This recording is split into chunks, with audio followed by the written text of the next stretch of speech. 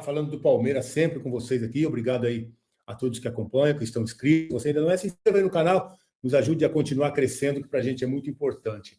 Vamos falar um pouquinho das coisas do Palmeiras, que tem muita coisa acontecendo nesses últimos dias aí, e eu tenho que vir aqui para a gente bater esse papo aqui, para a gente entender o que está acontecendo, né? São vários assuntos. Primeiro, boa notícia, a relação do Abel, que está assinadinha em 2027. Legal, a gente vai continuar tendo o Abel. Tomara que ele venha para esse ano de 26 aí renovado, com a cabeça boa. Algumas coisas precisam ser mudadas, né? O Abel também precisa ter alguns entendimentos diferentes do que foi essa temporada 2025, uma temporada ruim, só de vice-campeonato, um investimento alto, jogadores que foram contratados que não têm que estar no Palmeiras, e algumas decisões já começaram a ser tomadas, né? Então vamos falar sobre elas. Primeiro, a gente já ouviu que o Mikael deve sair, não deu certo o Mikael. Inclusive, a gente lembra aquele gol do Campeonato Paulista ainda, né? O único gol que definiu o campeonato. O Mikael dá uma brecha ali para o Yuri, joga ele para o fundo, enfim, faz muito tempo já. Mas o Mikael não conseguiu fazer boas atuações no Palmeiras, não conseguiu se firmar como titular, não conseguiu nem ser um bom reserva, na verdade. Então, não conseguiu ser esse jogador importante, diferente do Fux, né? Fux veio para ser reserva, era reserva, o Murilo machucou, ele virou titular, virou jogador importante, joga de primeiro volante. Aliás, eu acho que ele pode ser melhor aproveitado como primeiro volante. Eu acho que se ele entrar por ali, o Fux, que tem esse passe muito bom, jogador que joga de cabeça erguida, que marca bem, chegou para mim a ser titular em alguns momentos do Palmeiras, depois o Abel voltou o Murilo, mas o Fux foi bem. Então, um jogador que vai ser comprado, né? Definitivo aí. Isso aí já está, desculpa aí. Está resolvido. Então, o Palmeiras vai ter um bom zagueiro volante, né? Porque ele joga por ali também. Aníbal, temporada ruim. Fechou com uma temporada ruim para o Aníbal. Não jogou bem, diferente daquele jogador de 2024. Terminou mal também em 2024. Esse ano o Aníbal foi muito mal. No Mundial jogou bem, depois ficou fora. Acho que ele estava suspenso, né? Mas não fez uma boa temporada. Enfim, o que eu quero falar também é sobre Bruno Rodrigues. Bruno Rodrigues ficou mais de 400 dias afastado. E aí vai jogar uma pelada de fim de ano. O cara não conseguiu jogar. Demandou tempo demais para se recuperar. Esforço da equipe do Palmeiras de fisioterapia. Um tempo em que o Palmeiras ficou pagando o salário deles, com certeza em dia, rigorosamente em dia. E o cara vai de férias, quer jogar a final do campeonato da cidade dele. Aí ele está de brincadeira, né? Aí o Bruno Rodrigues está de brincadeira, que não conseguiu jogar no Palmeiras. Teve algumas partidas, data FIFA, que o Palmeiras precisava contar com o Bruno Rodrigues, não consegue jogar. Para mim tinha que ser liberado, principalmente depois até de mais esse desrespeito aí. Mas o Palmeiras resolveu multar. É pouco. Resolveu multar. Para mim tem que ser negociado. Não só por esse episódio, mas também por não ser um jogador do nível do Palmeiras. É um jogador que não resolve, ficou quase 2 anos afastado. E quando teve oportunidade também não é um jogador decisivo, não é um jogador que pode, nem para reserva, porque quando é reserva e entra e não resolve, ocupa espaço de alguém que pode vir para resolver. Então não dá para manter um jogador desse nível, tem que ser liberado também, já que o Palmeiras cuidou, recuperou, tratou. Parabéns para o Palmeiras, e agora agradece também o Bruno e manda andar, né? O Palmeiras precisa buscar esse ano jogadores que chegam, realmente que tenham uma mentalidade vencedora, de campeão, para formar de novo um grupo vencedor.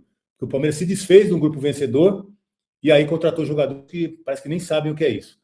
E o Bruno, além de tudo, saiu essa notícia aí da multa, aí eu fico pensando, tá, vai multar o Bruno Rodrigues agora, tá? Porque jogou uma pelada. E quando aconteceram expulsões irresponsáveis, que não dá para admitir no momento importante da competição, como aconteceu com o Marcos Rocha, no final do Brasileiro do ano passado, como aconteceu esse ano na decisão da Copa do Brasil, com o Aníbal. Aí, nesse momento, não pune ninguém? O que é pior para o Palmeiras? O cara jogar uma pelada do fim do ano, que está errado, jogar uma pelada lá na cidade dele, que não está sendo, ainda mais ele, né? Passou 400 dias machucado. Está errado, tem que ser punido, para mim tem que ser negociado. Não só por isso, porque não dá mesmo. Agora, o que é pior? O cara que jogou uma pelada de fim de ano na cidade dele, ou o cara que foi expulso num jogo contra o maior rival, comprometeu o jogo de volta da decisão da Copa do Brasil, para o Palmeiras era a decisão, né? E o Palmeiras foi eliminado. Ou perdeu o Campeonato Brasileiro do ano passado, o Palmeiras chegava na 36ª rodada, líder do campeonato, precisava só empatar com o Botafogo, o Marcos Rocha vai expulso e o Palmeiras toma 3-1. Isso é muito pior.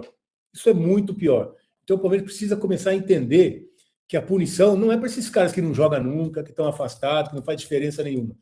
Tem que pegar os caras que estão jogando, que estão sendo expulsos, que estão atrapalhando, que estão comprometendo o campeonato do Palmeiras, comprometendo a trajetória do Palmeiras para o título. E aí está tudo certo. Então falta mais rigor. com relação a analisar o tipo de atitude que o jogador toma dentro de campo irresponsável, que compromete um trabalho de uma equipe toda de um ano inteiro. Eu acho que faltou esse tipo de punição dentro do elenco do Palmeiras, tá? E também a gente tem que falar, já falamos aqui, inclusive numa live, né, desse terceiro mandato aí.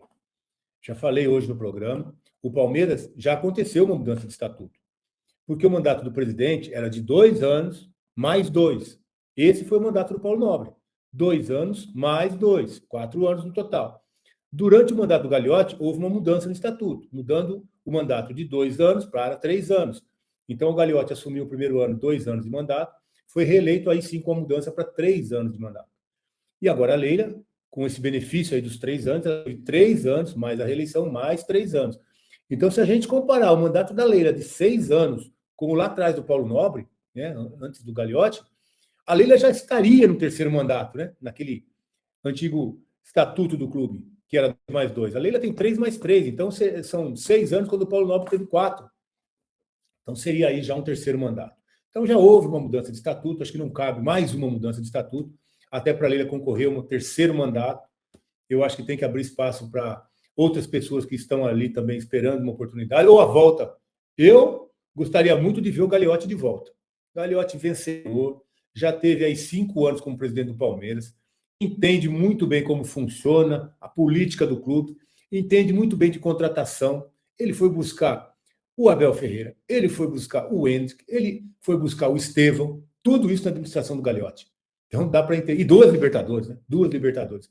Além de fazer boas contratações, ainda o cara foi buscar 2 taças da Libertadores que estão lá na sala de troféus do Palmeiras. Então, é um cara muito competente e tem gente competente no Palmeiras. Então, não precisa de um terceiro mandato.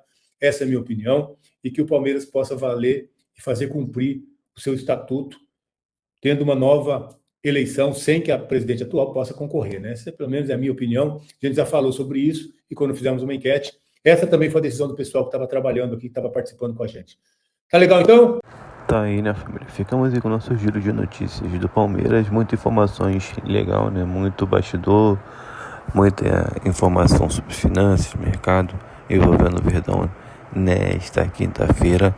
Logo após aí mais um empate aí do Corinthians e Vasco, né? Pela final da Copa do Brasil. Ficou no 0-0. E agora vamos torcer pro Vasco ganhar esse jogo do Corinthians no Maracanã, né? Só assim o Vasco vai nos trazer um pouco de paz, né? Imagina se o Corinthians é campeão, depois do Verdão ter perdido todos esses títulos aí com um baita investimento. Loucura, né? Então, rapaziada, peço pra você humildemente que ficou no vídeo até agora, deixar o like nesse vídeo, se inscreva no canal, ative o sino das notificações para ficar sempre atualizado nas últimas notícias do Palmeiras. A gente encerra esse vídeo por aqui.